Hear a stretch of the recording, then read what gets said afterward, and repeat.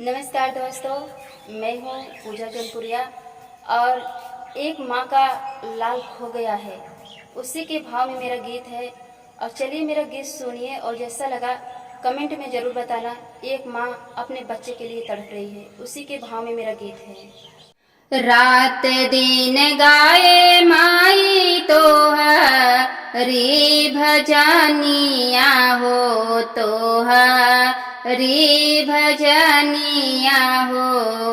हेरी दे तू ललना हमारे माई हो।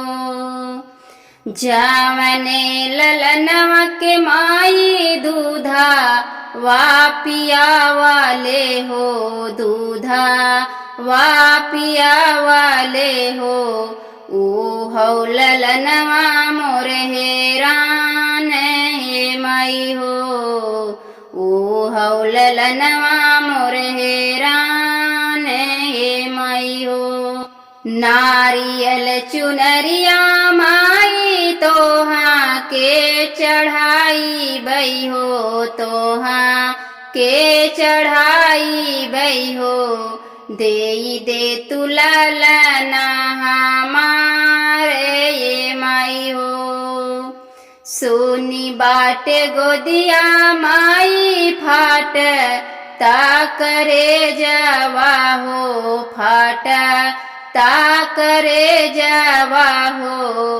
हेरी दे तू ललना हमार ने माई हो। हावन कराई बेमाई धूप सुलगाई बई हो, धूप सुलगाई बई हो।